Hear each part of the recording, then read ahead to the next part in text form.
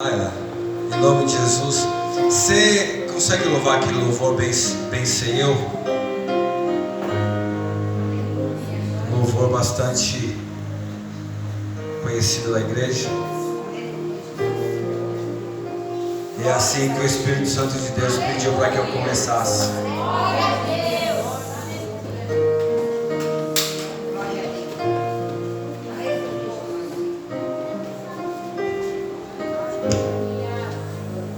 Glória a Deus, aleluia, Jesus. Aleluia, Deus.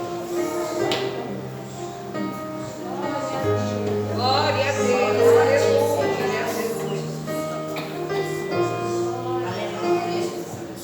Tu és santo, Deus, aleluia.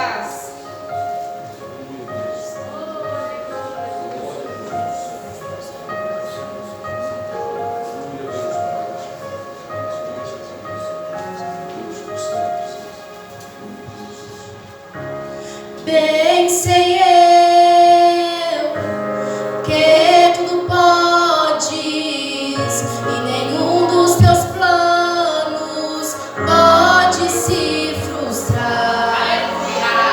A vontade é tua e a minha vida em tuas mãos está, e nenhum dos teus planos pode se frustrar. Nenhum dos teus planos pode se frustrar.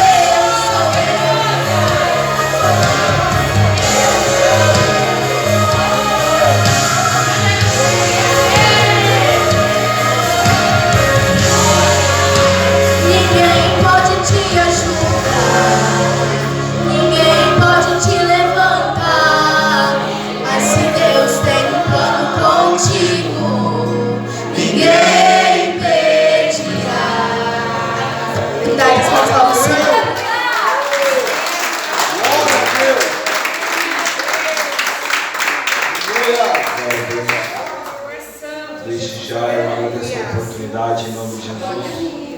Glória a Deus. Confesso que o Senhor Ele preparou esse dia para mim. Glória a Deus. Porque desde o início o Senhor Ele tem falado de que Glória a Deus. situações em nossa vida são permitidas para que o Senhor nos faça voltar o caminho que devemos andar. Queria compartilhar um versículo.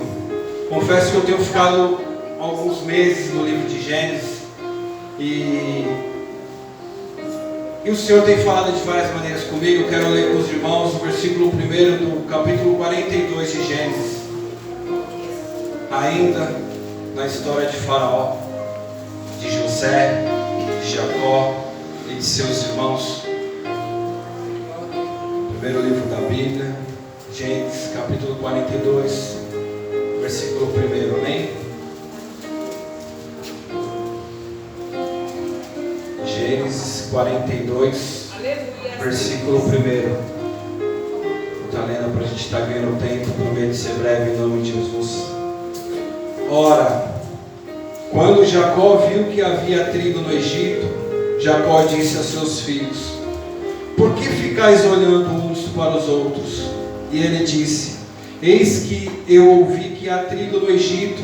Desce para lá e comprai para nós, para que vivamos e não morramos. Amém? Pode se assentar, igreja, em nome de Jesus. A palavra inicial ela foi dita de que o pastor ele deu o exemplo das ovelhas, né? Quando uma ovelha ela está indo para um caminho que é diferente daquele que o Senhor, que o pastor quer que ela ande, o Senhor ele permite um certo perigo, o Senhor ele permite uma certa situação, e a gente sabe de que enquanto a vida está indo mal para alguns, está indo de vento em popa para outros. E é interessante que enquanto a família de José estava passando fome, José estava no palácio. E quando José estava aprisionado, José estava no cárcere, a família dele estava se alimentando, a família dele estava interagindo um com o outro. Ou seja, tinha pessoas em volta dele. Meu Deus, aleluia. E o que chama a atenção é que foi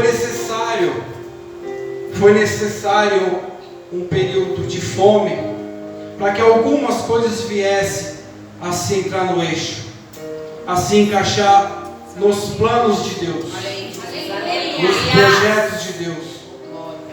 No início da história de José, a gente vê de que José era um sonhador de que tinha planos, de que almejava resultados e procurava sempre fazer o que era certo, mesmo em situações contrárias. Ele procurava fazer o que era certo. Aleluia, Jesus. Mas infelizmente José ele não foi levado em consideração naquele momento, quando ele compartilhava com seus irmãos aquilo que o Senhor estava preparando para ele. Ele foi ignorado, ele foi abandonado, ele foi lançado em uma vala só, e sozinho ele sofreu, sozinho ele aprendeu, sozinho ele cresceu e sozinho ele se tornou governador do Egito. Aleluia. Sabe o que eu quero falar para a igreja nessa noite? De que situações contrárias diante daquilo que esperamos faz parte de um plano sempre maior. Aleluia. Se tudo vai bem, aonde está Jesus? É necessário momentos de angústias, momentos de desprezos, momentos de abandono, para que possamos se aproximar mais de Deus. A gente sabe de que Jacó, ele sabia dos planos de Deus para um povo, para uma nação. Jacó ele viu uma situação de fome, uma situação de seca, uma situação de oportunidade zero, mas ele esperou. Ele sabia de onde viria o socorro. Ele sabia que no tempo certo o Senhor ele ia virar. a resposta para a necessidade daquela família, daquele povo.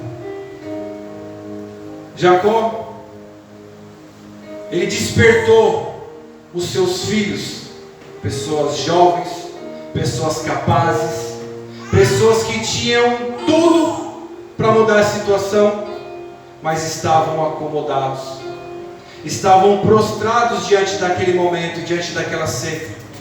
Olha o que Jacó, ele fala: por que ficais olhando uns para os outros? Descei para lá e comprai para nós alimento para que vivamos e não morramos. Um senhor que já não tinha mais capacidade de lavrar a terra, de cuidar de um rebanho. Jacó, ele já era um homem necessitado da ajuda dos filhos, da ajuda das suas esposas, das suas concubinas. Jacó, ele já não podia mais fazer as coisas sozinho. Só que meio à sua fragilidade, ele impulsionou os filhos dele. Ele fez com que os filhos deles tomassem coragem e descessem até o Egito. E lá eles se prostrassem diante do faraó e comprassem aquilo que iria condicionar novos dias para a vida dele. Por que eu pedi para a irmã Laila cantar esse louvor? Porque muitas são as situações que nos frustram, muitas são as situações que nos fazem parar, muitas são as situações, os momentos que nos faz olhar para trás, que coloca dúvida em nosso coração. Por quê? Porque olhamos pelos olhos carnais. Ainda carregamos essa fraqueza, igreja, de esperar as respostas daquilo que podemos ver, podemos enxergar. A fé é o firme fundamento das coisas que não se vê, mas que se espera. A solução do meu e do seu problema não está naquilo que você vê, não está no dinheiro que você palpa, não está na sua oportunidade de trabalho, está no sobrenatural. Eu e você somos um povo que vivemos confiando plenamente no Senhor. Glória a Deus. Não vivemos pela vista, vivemos pela fé. Temos que saber buscar aquilo que o Senhor tem para nos oferecer. Aleluia, Jesus. Jacó, ele já tinha construído a família, ele já tinha colocado herdeiros do povo que o Senhor tinha separado, mas ele olhou para aqueles filhos e falou assim: olha, se meus filhos continuarem dessa maneira, eles não vão alcançar, eles não vão fazer com que a minha promessa que eu fiz lá atrás para Abraão permaneça. Eles vão conseguir exterminar o meu povo. E Deus olhou para Jacó, velho, sem força, sem condição, inspirou Jacó. Ei, por que vocês ficam olhando para a situação? Por que vocês ficam esperando resposta daquilo que precisa de uma ação? Aleluia, glória a Deus. Eu ouvi que no Egito tem alimento. Desça para lá e compre para nós, para que vivamos e não morramos. Olha o que uma necessidade faz. Uma necessidade, ela dá valor ao sonho de Deus. Ela fortalece os planos do Senhor. Lá atrás, José ele tinha sonhado de que os irmãos deles iriam se curvar diante dele. Só que para que isso acontecesse, Deus permitiu uma situação ruim para que os levasse até José. Se José ficasse junto com seus irmãos, aquela contenda ia aumentar, aquela situação ia perdurar. E se a gente olhar pelo cenário, a gente vê que aquela família iria até se destruir, porque ia chegar um momento de que um irmão ia desejar aquilo que o outro tem. E E é interessante de que os planos de Deus para a minha vida é diferente da vida do pastor. O plano na vida do pastor é diferente na vida do pastor Romulo. Só que às vezes a gente parece que vive querendo sonhar as mesmas coisas, viver as mesmas coisas. Cada um tem a sua história. Glória a Deus. Cada um precisa aprender a passar pelas situações da vida para que possa apalpar aquilo que o Senhor tem. Aleluia. Deus poderia olhar para mim e para você num cenário de calmaria e Ele entregaria a bênção para você. Foi falado aqui no livro de Juízes. O povo passava necessidade, clamava a Deus, Deus enviava a resposta. Estamos vivendo como os juízes, como aquele tempo, quando tudo está bem, nada a reclamar. Quando os calos, os espinhos começam a apertar a nossa carne, aí a gente lembra de Deus. Até quando o Senhor vai ter que ficar permitindo sofrimento, dor, angústia, solidão, depressão na minha e na sua vida, para que você e eu venha despertar para entrar em ação? De novo, ora, quando Jacó viu que havia trigo no Egito, Jacó disse aos seus filhos: espera que Faraó vai mandar os alimentos e vamos comer bem e vamos viver bem. Está escrito isso na Bíblia? Está escrito de que Jacó falou assim: olha, continue esperando que a provisão vai descer. O Senhor, Ele nos abençoa, mas tem coisa que precisamos ir atrás, tem coisas que precisamos ir de encontro a ela. Se Deus não permitisse a fome para o povo, para a família de Jacó, o sonho de José seria verdade? Os irmãos deles iriam se curvar diante dele? O Senhor está nos detalhes. Aleluia. O Senhor, Ele permitiu fome, o Senhor permitiu seca, para que Jacó e seus filhos vissem: olha, não está aqui o que a gente precisa, está lá, está junto daquele irmão que vocês deram como morto para mim, está junto do irmão que vocês abandonaram, está junto com aquele que sonhou, que se vocês tivessem dado ouvido para aquilo que ele disse, a situação de vocês poderia ser diferente. Quantas são as vezes que a gente ignora a voz do Senhor? Quantas vezes o Senhor nos livra do perigo e mesmo assim achamos que é capacidade nossa? Todo mundo aqui trabalha, todo mundo aqui tem uma missão diante dos homens, amém? Eu digo missão diante dos homens porque a gente tem compromisso com o nosso patrão, a gente tem compromisso com as nossas contas, a gente tem compromisso para com os nossos filhos. Ou seja, temos que honrar certas situações aqui. Eu consigo comer sem levar o meu alimento até minha boca? Eu consigo caminhar parado? Eu consigo chegar em algum lugar sem ir? Eu consigo alcançar aquilo que o Senhor tem para mim, continuando do jeito que eu estou, atolado nos meus pecados, prostrados diante da situação? Todos os heróis da fé, todos os personagens bíblicos, eu posso estar enganado, mas eu já fiz essa pergunta: aonde que o Senhor abençoou servos e servas sem que eles não fizessem nada, sem que eles não sofressem, sem que eles não passassem necessidade ou provação ou situação adversa?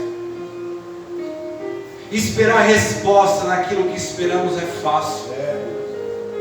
difícil é a gente esperar uma resposta daquilo que a gente não alcança, daquilo que a situação diz que não. Como podemos contemplar um sim, se os nossos olhos ele têm dito não?